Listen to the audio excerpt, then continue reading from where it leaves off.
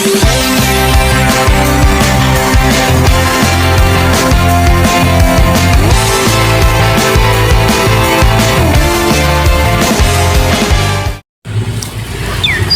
di rumah saja, Hamidah. Bintang-bintang di langit dan rembulan purnama tak menginginkanmu keluar rumah.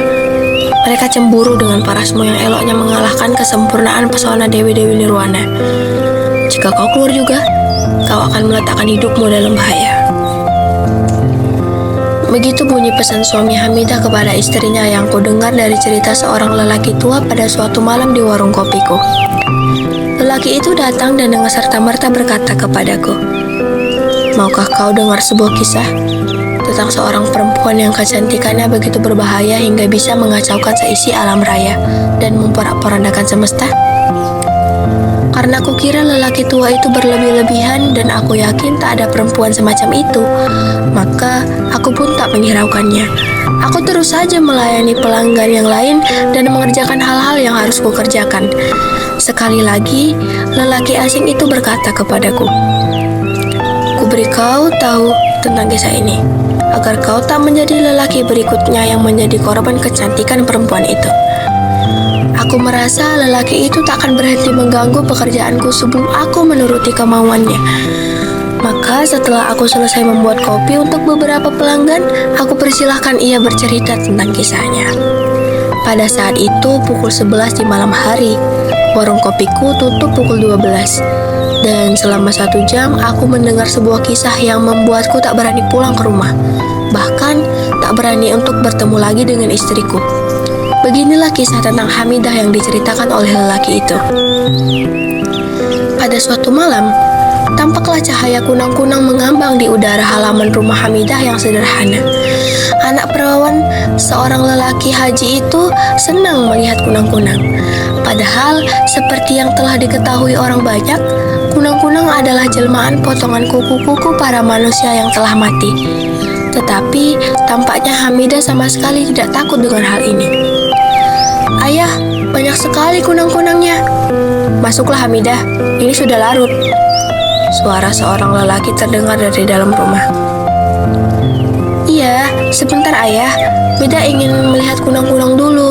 Mungkin saja Mida akan bertemu dengan ibu."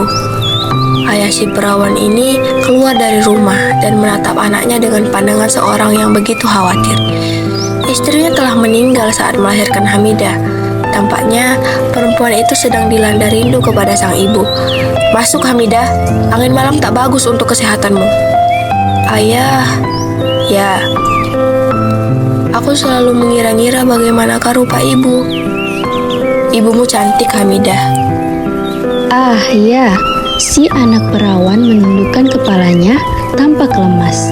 "Pastilah ibu cantik sekali, tak sepertiku buruk rupa. Aku kasihan kepadamu ayah, harus memelihara dan membesarkan gadis buruk rupa dan menyusahkan sepertiku ini." Sang ayah mendekati anaknya dan merangkulnya dengan penuh kasih. Dia pun tidak tahu apakah mungkin ada pantangan yang telah dilanggar oleh istrinya atau dirinya sendiri, sehingga Hamidah lahir dengan wajah yang tak sempurna. Sebelah mata Hamidah bengkak seperti usai dihantam kayu, hingga membuat kelopak matanya membiru dan cembung sekali. Bibirnya miring, keningnya terlalu menonjol, alisnya tak tumbuh, dan kakinya yang kiri lebih besar dari yang lain. "Mengapa aku terlahir buruk rupa ayah? Tak perlu cantik untuk hidup dengan baik, Hamidah. Tetapi ibu cantik kan? Tak ada yang mengalahkan pesonanya. Aku ingin jadi seperti ibu." "Kau sudah memiliki pesona seperti ibu, Hamidah, meski apapun yang terjadi padamu." Hamidah memeluk ayahnya dengan sedih. Di dalam kegelapan malam, kunang-kunang terbang mengintari mereka. Ayah Hamidah melepaskan pelukannya, tersenyum kepada anaknya, kemudian melangkah masuk ke dalam rumah. Hamidah membalikkan badan dan menatap ke langit, berharap untuk sekelebatan saja bisa menyaksikan kecantikan ibunya. Ibu, maafkan aku, anakmu yang buruk rupa ini. Kau harus menyambut kematian untuk memberiku kehidupan." Begitu sedihnya Hamidah dengan keadaan dirinya dan rasa rindu yang teramat besar kepada sang ibu. Ia pun menantikan air mata. Seketika, seekor kunang-kunang terbang perlahan mendekatinya. Seekor saja dari banyak yang sedang mengembang di udara. Kunang-kunang itu melayang-layang di depan wajah Hamidah. "Hamidah, anakku." "Ibu, aneh sekali. Seekor kunang-kunang yang nyalanya lebih terang dari yang lain itu bersuara dan berbicara kepadanya." Seperti manusia, Hamidah menggercap-gercap mata termasuk sebelah mata yang mangkat seperti mata hantu itu. Setelah yakin ia tidak sedang bermimpi, maka ia diam dan menunggu sang kunang-kunang bicara lagi. "Hamidah, anakku, maafkan aku yang telah lalai hingga kau lahir seperti ini." "Ibu, tak apa-apa. Ibu, kata ayah tak perlu cantik untuk hidup baik." "Ya, Hamidah, tapi kau akan kesulitan mendapatkan laki. Ayah cukup untukku, ibu. Ayah laki yang baik." Hamidah berbohong kepada dirinya sendiri. Sebetulnya ia menyimpan hati kepada seorang lelaki. Namun Hamidah tak bisa berharap banyak, sebab rupa seperti itu. Manalah ada laki yang menyukainya. Jangankan menyukai, hanya melihat dirinya pun orang-orang langsung membalikkan badan. "Aku telah menunggu saat-saat ini untuk bicara kepadamu, Hamidah. Maafkan bahwa aku terlalu lama. Aku perlu menunggu 20 tahun lamanya sampai akhirnya aku bisa melihat sewujud kunang-kunang. Butuh usaha keras untuk menjadi kunang-kunang setelah aku mati. Hamidah, lebih mudah menjadi kecoa atau lipan. Tapi pasti kau akan tak mau bicara dengan kecoa atau lipan. Apa yang ingin bicara ibu bicarakan kepadaku. Ah ibu, aku rindu kepadamu. Aku ingin melihatmu. Tak bisakah kau menjadi dirimu saja, ibu?" "Tak bisa, Hamidah, anakku. Tapi tenanglah, sebentar lagi kau tak perlu menderita. Kau akan mendapat laki yang kau cinta dan kau akan hidup bahagia dengan lebih baik." Aku memotong cerita lelaki asing itu. Ku tebak Hamidah menjadi cantik seperti ibunya. Ya, lelaki tua itu menjawab. Tetapi ceritanya bukan tentang hal tersebut. Sungguh bukan. Masalah sebenarnya baru muncul setelah malam pertemuan perempuan itu dengan kunang-kunang yang bicara kepadanya. Aku membuatnya segelas kopi jam dinding pun menunjukkan pukul 11:30 malam. Apa yang terjadi selanjutnya? Setelah malam itu, Hamidah terbangun dengan perasaan bercampur. Ia melihat wajahnya pada bercermin. Di dalam kamarnya menemukan dirinya seperti tak dirinya lagi. Sebelah mata yang bengkak telah menjutun menjadi sebiasa selaras dengan matanya yang normal. Bahkan, warna matanya menjadi coklat terang berminat seolah sanggup melesatkan siar. Bibirnya tampak ranum dan berwarna seperti jambu air. Kedingnya licin dan berkilau. Alisnya tebal dan anggun. Kakinya jenjang seolah batang bambu muda.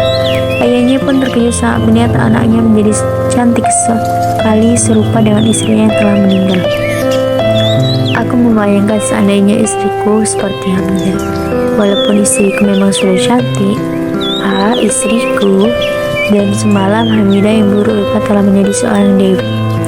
Banyak lelaki yang datang ke rumah ayahnya untuk meminang perempuan berparas elok dan bercahaya itu.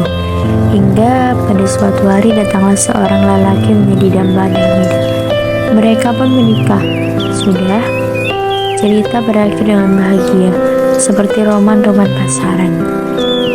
Belum. Lelaki tua itu tampak semakin serius dengan ceritanya. Aku mendengarkan lagi. Setelah mereka menikah, lanjutnya, Hamidah dilarang oleh suaminya untuk keluar rumah.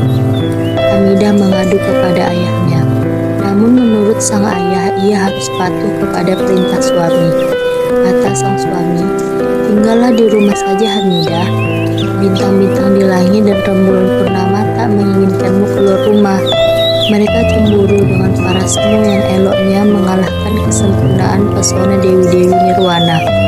Jika kau keluar juga, kau akan meletakkan hidupmu dalam bahaya. Bukan bintang-bintang di langit dan rembulan purnama yang cemburu kepada kecantikan tiada tara milik Hamidah, tetapi suaminya sendirilah yang enggan jikalau paras dan lekuk menggiurkan tubuh istrinya itu dinikmati oleh lelaki selain dirinya. Maka ia mengurung Hamidah di dalam rumah. Dan atas nasihat ayah, Dengan berat hati Hamidah mematuhi suaminya. Namun ketika Hamidah semakin bersedih sebab ia tak bisa keluar rumah dan merasa sangat kesepian. Ia merasa rindu ingin bertemu sang ibu. Maka pada suatu malam ketika sang suami tengah terlelap dalam tidurnya, Hamidah bertingkat-tingkat keluar rumah dan berdiri terpaku di halaman, menunggu kedatangan seekor kunang-kunang yang sinarnya paling terang. Mengapa tampak bersedih dirimu, Hamidah anakku? Aku tak ingin menjadi cantik, ibu. Setelah bercakap-cakap 1 jam lamanya dalam hening dan kegelapan, kunang-kunang itu melayang pergi. Hamidah masuk ke dalam rumah dan tidur di sebelah suaminya. Lalu keesokan paginya, pukul 1 dini hari, aku lelah namun tak juga bisa tertidur. Kepalaku berputar memikirkan cerita lelaki asing itu. Istriku berbaring di sebelahku. Suaminya telah mati. Hamidah membunuhnya setelah berhari-hari. Lelaki yang sempat ia cintai itu selalu pulang membawa perempuan lain, sebab istrinya telah kehilangan kecantikannya. Sebelum anakku pergi, ia menceritakan semuanya kepadaku. Aku menceritakan ini kepadamu agar kau berhati-hati menjaga istrimu. Istrimu cantik. Dari keterburu-buruan menyelesaikan pekerjaan dan pulang tepat waktu, aku yakin istrimu cantik. Jangan biarkan ia keluar rumah. Seperti apa wajah istrimu? Apakah seperti ini? Ini foto anakku, Hamidah. Dan semenjak itu, ia membunuh suaminya. Ia tak pernah kembali ke rumah. Pada saat itu, aku terkejut mengetahui betapa miripnya wajah perempuan dalam gambar yang diserahkan lelaki asing itu dengan istriku sendiri. Aku memiringkan badan mengunjungi istriku. Tak berapa lama, ku dengar derit kasip dan langkah pelan dan pintu yang membuka. Jangan, sayang, jangan keluar rumah.